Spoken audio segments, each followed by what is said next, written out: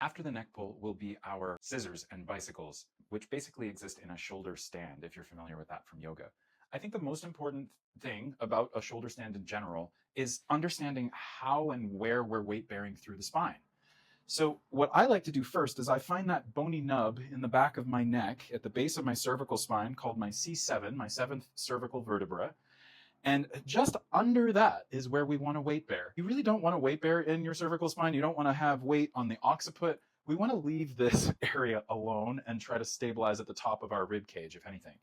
After we finish our neck pull, right? So we're starting from the top of that as we do our leaning tower of Pisa. We then curl pubic bone sternum. We roll all the way down, keeping that weight in sacrum. And then we're ready to start our basically to establish the shoulder stand so that we can do our scissors and our bicycles.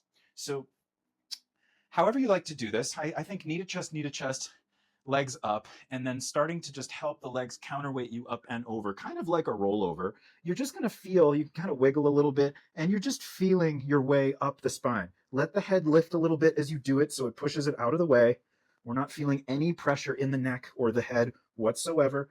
We're feeling that weight right below that C7, that bony nub in the neck that we just palpated. And then we're going to have elbows wrap in towards one another and hands start to work their way, pushing the midsection, the torso up, pushing the seat up in the air until we come to our shoulder stand. Now, you should be able to lightly lift the head off the ground. There shouldn't be pressure in the head. You should feel that weight just below the C7. And then for our scissors, all we're doing is challenging our ability to maintain this weight center in the spine. And what I was always taught, it's about working the leg down that's in front, not so much the leg that's overhead, although that's easier. And so we're just making sure that we're trying to keep those bony nubs of the hip on each side, our greater trochanters. We're trying to keep them pointing east-west as we go through our scissors, generally around 8 to 10 of these scissors. And then from there, we would go on to the bicycles. So we have the legs long in the scissor and we let one knee bend in, up and over, and let a knee bend in, up and over.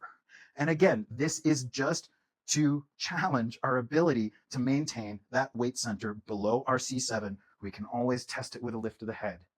And then in order to come out of this, I let my legs come over. Don't put the weight in the head. Keep it below. And then let the knees bend slowly, no momentum, soft chin. We roll down through the spine. The feet will come down on the ground about hip to shoulder width apart, fingertips lightly being able to touch the heels. And then we're in our position already for our shoulder bridge. Those are basically the scissors and the bicycles from classical Pilates mat. But remembering that it's about the lowest weight bearing segments. It's about how we bear weight in our spine, which then is dealing with the tensegrity of the powerhouse of the core and how that connects through the whole body and then is challenged by the limbs, the weight of the limbs, and the sequencing of the movement of the limbs.